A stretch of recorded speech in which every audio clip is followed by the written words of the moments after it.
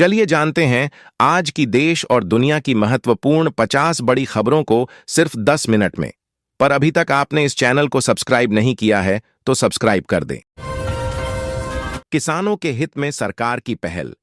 हमारे देश में किसानों की स्थिति सुधारने के लिए केंद्र सरकार लगातार प्रयासरत है। प्रधानमंत्री किसान सम्मान निधि योजना इसी दिशा में उठाया गया एक महत्वपूर्ण कदम है जो छोटे किसानों की मदद करता है। इस योजना के माध्यम से देश के करोड़ों किसान परिवारों को सालाना 6,000 रुपये की सहायता राशि दी जाती है। यह रकम 3 बराबर हिस्सों में किसानों के खातों में सीधे भेजी जाती है, जिससे हर बार 2,000 रुपये मिलते हैं। योजना की सबसे खास बात यह है कि पैसा सीधे किसान के बैंक खाते में पहुंचता है, जिससे बीच में किसी दलाल या बिचौलिए की कोई भूमिका नहीं रहती। ईरान में जारी सरकार विरोधी प्रदर्शनों के बीच ट्रंप ने कहा कि अमेरिका ईरान को मौजूदा सरकार से आजादी दिलाने में मदद करने के लिए तैयार है।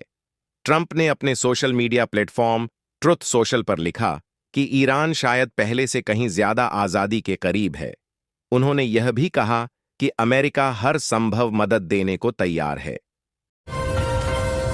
महंगाई के इस दौर में जहां हर चीज के दाम आसमान छू रहे हैं, केंद्र सरकार ने आम आदमी को राहत देने के लिए एक बड़ा कदम उठाया है। अब राशन कार्ड धारकों को एलपीजी गैस सिलेंडर मात्र 450 रुपये में मिलेगा।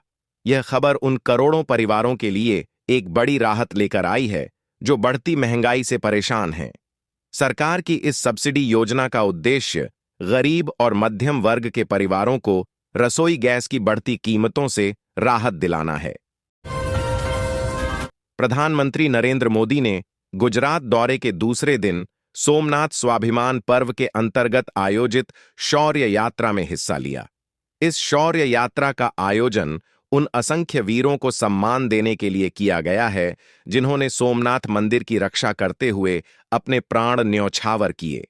इस यात्रा में 108 घोड़ों की प्रतीकात्मक सवारी शामिल है, जो वीरता और बलिदान का प्रतीक मानी जाती है।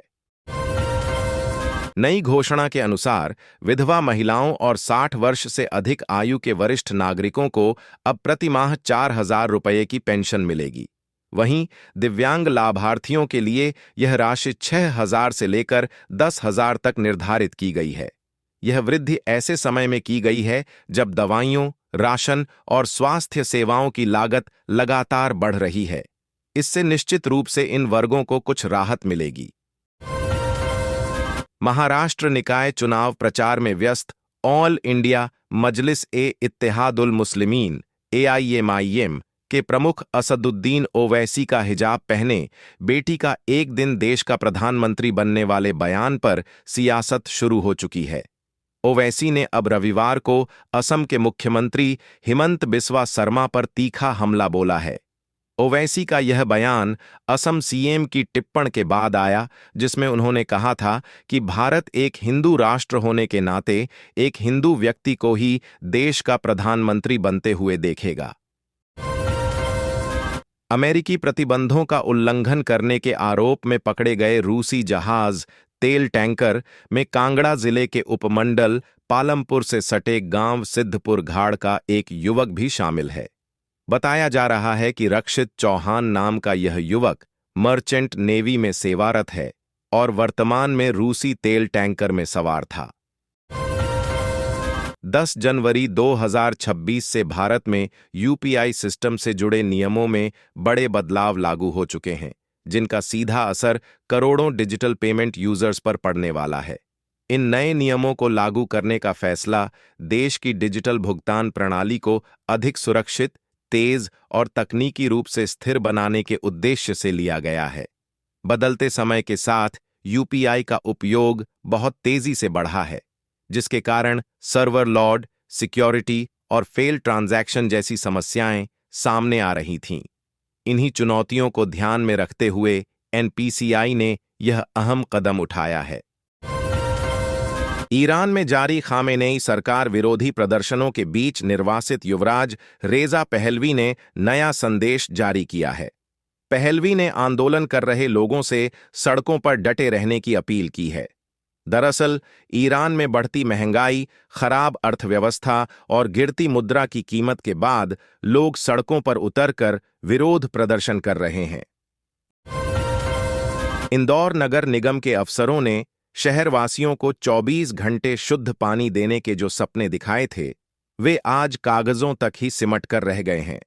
बीते 4 वर्षों में स्वच्छता और जल प्रबंधन पर करीब 8,000 करोड़ रुपए खर्च करने के बावजूद इंदौर के नागरिक आज भी दूषित और बदबूदार पानी पीने को मजबूर हैं।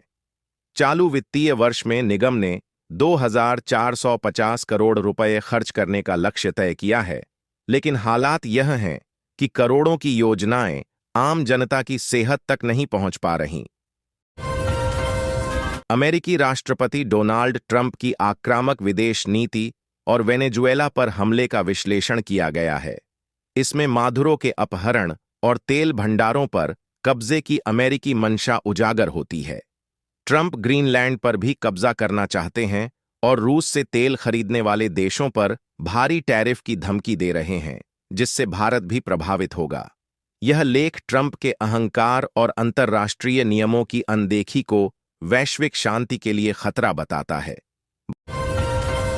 भारत के महालेखा परीक्षक केंद्र सरकार की 9 योजनाओं के जमीनी क्रियान्वयन का लाभार्थी स्तर पर परीक्षण करने जा रहे हैं। मध्य प्रदेश में इसकी पायलट स्टडी के लिए सतना, बुरहानपुर और दतिया जिले का चयन किया गया है। प्रदेश में पहली बार होने जा रहे इस तरह के सर्वे के दौरान सरकारी योजनाओं में पात्र लाभार्थियों की वास्तविक पहचान का अध्ययन किया जाएगा। साथ ही योजना में लाभार्थियों के गलत समावेश की भी पहचान की जाएगी। योजनाएं से फर्जी लाभार्थी बाहर होंगे। मुख्यमंत्री नीतीश कुमार ने रविवार को राजधानी स्थित गोलघर परिसर का निरीक्षण किया और मौके पर मौजूद अधिकारियों को कई निर्देश दिए।